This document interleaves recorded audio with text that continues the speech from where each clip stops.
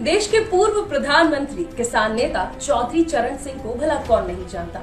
लेकिन क्या आप जानते हैं कि चौधरी चरण सिंह को आखिर किसने आशीर्वाद दिया कि वो देश के प्रधानमंत्री बने?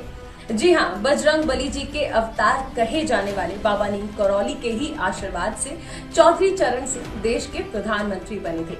अब आप सोचेंगे कि भला ऐसा क्या हुआ, तो चलिए थोड़ा सा फ्लैशबैक में चलते हैं। ये घटना दरअसल 1962 की है। कहा जाता है कि एक दिन बाबा नीम करौली अल्मोड़ा के शिप्रा नदी के तट पर बैठे थे। उन्हें वो जगह दरअसल इतनी पसंद आई कि उन्होंने चाहा कि यहाँ पर एक आश्रम बनाया जाए।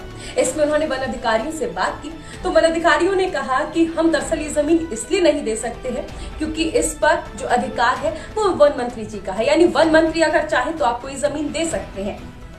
चमत्कार कुछ इस तरह से हुआ कि तत्कालीन वन मंत्री चौधरी चरण सिंह स्वयं ही कैंची धाम पहुंच गए, जिसके बाद वन मंत्री भी अचंभित रह गए कि भला ये चमत्कार कैसे हुआ। उस वक्त दरअसल इतनी अच्छी कनेक्टिविटी नहीं थी, मोबाइल फोन का जमाना नहीं था, लेकिन जब चौधरी चरण सिंह वहां पर पहुंचे तो हर कोई हैरान रह गया।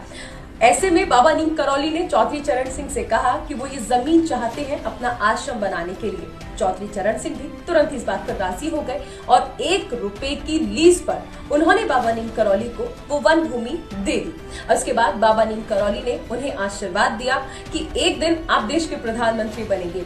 हालांकि उस वक्त चौधरी चरण सिंह को भी ये बात समझ नहीं आई और उन्हें भी इस बात पर यकीन कर पाना थोड़ा मुश्किल सा हो रहा था। लेकिन वक्त बीता और 28 जुलाई 1979 को देश के प्रधानमंत्री बने चौधरी चरण सिंह।